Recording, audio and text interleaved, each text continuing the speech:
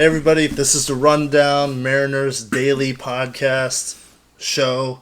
I'm Joe, this is Felipe, and the Mariners just won another game, 7-0 against the A's. Let's talk about it. J.P. Crawford hit a home run. Leadoff home run. Again. Home run. It's number 12 now, I think? Well, a lot of home runs for JP this year. The most he's ever had in his career. And batting second today, Julio, keeping that roll going. 4 hits in 5 at-bats, 3 RBIs, and another home run. His 24th of the year. Yeah, the offense really clicked today. Against a weak team, Oakland Athletics. Yeah. But nonetheless, they got the job done. That's what good teams do. Good teams take care of misses against the teams that they need to take care of. 14 hits versus 4 hits. I know you mentioned JP. He went 2 for 4. J-Rod went 4 for 5. 4 for 5. Big day, 3 RBIs. Yeah. I'll also throw in Teoscar Hernandez, 2 for 4, 2 RBIs, and Ty France also went 2 for 3. So the big guys in our lineup really led the charge today, which is kind of what you want to see. That's the expectation every day for every team. So that was really, really good to see. Definitely. And don't forget Gino, also 2 for 4 today. Yes, yeah, Gino too. Yeah. And as we talked about in the last Mariners show, pitching was going to be key. Seeing how Brian Wu on his second start back from the IL, going 6 innings, only 3 hits, 1 walk, 5 strikeouts. Really, really on point today. Yeah, and he did that all in 69 pitches. Wow. So he was super effective. Yeah. He commanded the strike zone. He got them to hit, and he pitched his defense as well as also being dominant as a pitcher, using his stuff. So obviously, it looks like Scott is limiting his pitches thrown. Yeah. But he's being effective. I mean, to get through 6 innings only on 69 pitches. Yeah. We don't see that very often anymore. No. So that's really good to see. And then we just got 3 guys coming out of the bullpen, just shutting it down 1, 2, 3. Oh yeah, definitely. There's really not much to say today. Another great win by the Mariners over the A's. What are we gonna see for the rest of the season? Well, let's see how the playoff race kind of updated. Yeah, and if we want to start with the AL West, Texas also won today, 4-3 over the Mets. Martin got the W, so he got a good pitching performance today. The Astros won; they clobbered Boston 13-5. Although it was 4-4 up until around the 7th inning, the Astros had 6th spot. Alvarez hit a home run. Altuve hit a home run later on. So everybody that was in top of the AL West won. So it was a good win for the Mariners. It was a good day to win because now they actually remain 1 game in front of everybody else. They have a 75-56 record. Astros or Texas 74-57 and Astros 75 and 58. Sorry. Yeah, and it's going to be important for the Mariners to maintain this this hot streak against these weak teams, just to maintain that 1-game lead. So let's look at tomorrow's game. Tomorrow, the Mariners are favored 1.5 runs over the A's. Which I think should be more. Yeah, I think deservingly so. Not only are the Mariners playing well and are a good team and deservingly in first place, but they've been playing so dominant of late against a team that is already eliminated from the playoffs. We saw a couple plays today where it kind of gives you the indication where they've kind of almost given up. I think it was that double Teoscar Hernandez, where the center fielder, I really think that he could have caught that ball. Yeah. And he just really slowed up those last couple steps. I don't know. To me, it just seems like that's just like not like we're kind of just going through the motions. Let's get through the last few days of August. Yeah. Let's get through September and off season and kind of forget about this season. They're not really playing with that fire inside of them right now. And a few days ago, Mark Kotze, the manager for the A's, was actually pretty optimistic about his team. He even said that they were starting to be built kind of like the Orioles, and to kind of watch out for that in the future. What do you think about that? I wouldn't be surprised, especially with their move. Their move going to Vegas. Something that I've been telling people is, this AL West will only get tougher moving forward. Yeah. Only because you get Oakland going to Vegas, and that to me means success for them in terms of. I know they're gonna get Vegas money. They're gonna start be able to attract more players. Yeah. Vegas is way more attractive than Oakland is. Yeah. So you're gonna be able to get better free agents, and if they do build a team, they have a lot of young players, extremely young players. I don't think Oakland is bad because they don't have. I think they're just so young, and these guys. It's not like they can't play. You know? Right. They don't have any superstars per se, but they've got a lot of young guys. Yeah.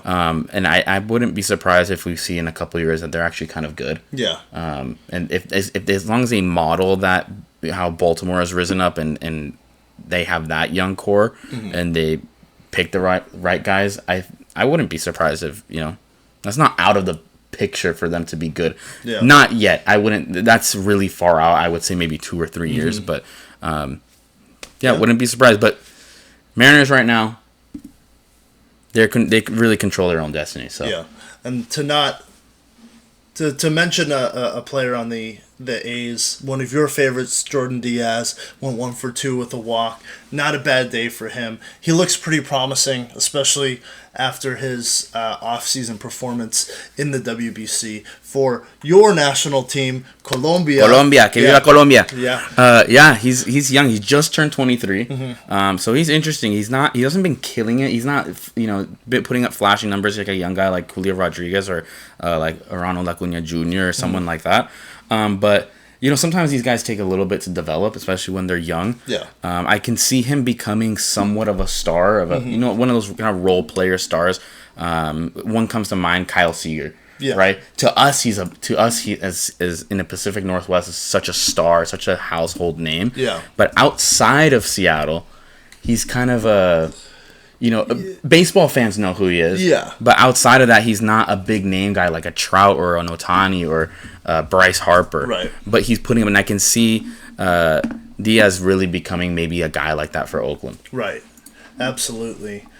So looking ahead to tomorrow, we've got Ken Waldachuk against George Kirby on the mound for the M's.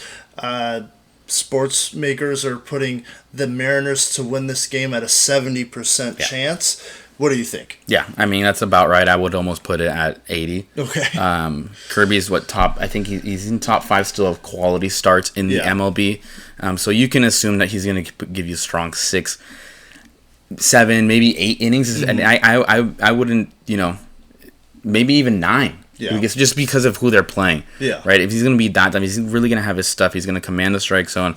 And he's quality pitches, and he keeps his pitch count down. Yeah. I wouldn't be afraid if I was Scott, just to let him ride that out. Yeah. The more rest that you can give your bullpen against these weaker teams is going to fare better for you. Yeah. When we eventually do face the Astros and the Rangers. We do have Tampa Bay coming up. We do have the Reds coming up. The Reds aren't a team. They are a team that are contending too. So they're not going to be an easy matchup for us. No, and for sure. And to that point, we saw in that extra inning loss against the Orioles when George Kirby started, he went a full 9 innings in that game. Right, so I mean, he had a classic Felix start. Yeah. No run support, pitched as good as you. I mean, you just don't see 9 innings anymore. No. So that would have been really cool to see him get the win, but he's capable of that for sure. Yeah, for sure. And on the bump tomorrow for the Athletics, we have Ken Waldachuk. He's got a 6.05 ERA this year. The Mariners have been hitting guys like that. Yeah, recently. I think normally in the past, and we've joked about this, I think before this win streak, I think when the Mariners were about 7-10 games out, we joked about how, we've got these guys, this guy's got a 7 ERA, this guy's got a 6 ERA, and we'll go before the game and say, Mariners going to make him look like a Cy Young candidate. Yeah, absolutely. Right? And I think in the past, they've definitely kind of played down to that, but I think I'm more confident saying that the offense is on such a roll right now. and such confidence that I wouldn't be surprised if this turns into a blowout again. Yeah, absolutely. So let's do predictions now to end this show. What do you think the final score will be? I think it'll be around 8-2, 8-3 area. I'll give Oakland some runs here. Just sure. They're still a major league team. Yeah. Right. We talk down on them because they are the worst team, but it's not. They'll still be able to score some runs here and there. Right. So I'll give them a couple runs. I'm gonna throw a shot out there. Julio's hit 3 home runs in 3 games in a row. Yes. So I'm gonna say 4. 4. I think he's got another one. That's your hot take. Yeah, that's my hot take. Okay. Well, here, let me ask you a question. Do you think he's going to get to 30 this year? 30 home runs, 30 stolen bases? I think so. Okay. I think so. I think he's on... he needs 6 more in a month. No. And especially with some of these teams that are coming up, I think he gets it. Okay. I think he gets it. I think at least he definitely gets to the 30 home run mark. Yeah. I think I'm inclined to agree with you. I think Julio's peak in his career will be more of a 40-40 guy. Hopefully. Yeah. But 30-30 really not out of the question. As you said, 6 more home runs over the last month of the year. We've seen guys like Carlos Correa who, only hit 20 home runs a season, hit 6 in a month. So, now here's a question. Does Julio get close to that 300 mark batting average? Oh, that's a good question. What did he hit? 284 last year? Yeah, something like that around 2. And he's hovering around that area right now, and he just went 4 for 5. Yeah. So I don't know if it's I don't think that's super out of the question. I don't think so either, but I think he does end up settling around 290. I think, and Junior, I like bringing up this comparison. Junior had a 285 career batting average. I don't think it's way out of the question to see Julio, settle around 290, 295 over his career. And I think he's more than capable of hitting over 300 too. Oh yeah. So we'll see about that, but I honestly wouldn't be shocked if he gets at least 300. No. Yeah. I think that's my hot take. Yeah. I think he's just playing at such a level right now, such confidence. He seems happier than what he was in the beginning of the season. Definitely. So I wouldn't be surprised if he continues to have these 3 for 4 days, 4 for 5, even 2 for 4 continuously. Yeah, and I do need to look this up because I thought I saw something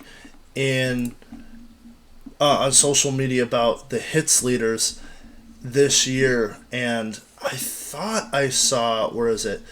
Julio pretty close. He's at 2. So he's 3 hits behind Bo Bichette for the AL lead in hits this year. So it'll be interesting to see. That's impressive because that really came out of nowhere. And I don't think this is updated yet either. So he might be, even closer than 3, or he might have jumped up. So we'll follow that. So out of nowhere, we thought he had such a bad first half of the season, and now all of a sudden he's top 2, top 3 in the AL in hits. Yeah. So that'll be fun to watch as the season winds down. Just as a personal note to him. Yeah. Where he ends up statistically. Yeah. And that kind of can give us an idea of what we expect going into next year. Yeah. But before we get into next year, we got to finish this year. Oh yeah. So definitely, we got a lot of baseball left this year. Yeah. Anything can happen. Yep. That's why I'm been kind of like everybody's super excited and I'm excited. But as Mariner fans, we know we've been disappointed so many times that I want to bite my tongue a little bit just because in a week it can change so much. Yeah. They've been so hot, but they can also get so cold. Yeah. So absolutely. Yeah. So my prediction for the game will be 6-2 Mariners. It's hard not to say the way that this team has been hitting that they won't score 10 games, but they've also gone through cold, they've also had cold games where they, really play down to the level of the teams that they're playing against. So 6-2, I think is a good prediction. Kirby, against this lineup, I think he goes 7 innings, no runs. So we'll see. Anything. You think bullpen's going to give up a couple runs? I think the bullpen will give up a couple runs. Yeah. Okay. Yeah. That's fair. Yeah. Especially if we're so far ahead, they're going to put some innings eater guy. Yeah. Okay. Yeah. I think that's fair. Yeah. So. Yeah. All right. Well, that'll be it for today. Our Mariners Daily recap show. We'll see you guys tomorrow. Thank you for watching. Yeah, we'll be at the game tomorrow. Yeah, we'll be at the game. So if anybody's there and you happen to recognize us, we're really not that recognizable. We're just regular Mariner fans that live in Seattle. Absolutely. But come say hello and come and welcome to our page. Yeah, definitely. And like, comment, subscribe. Of course, let us hear what you guys think and any improvements that we can do. We're really, just starting this out, learning how to do video editing and all of that stuff. So we're really excited to, go along this journey with you guys. Yeah. Peace.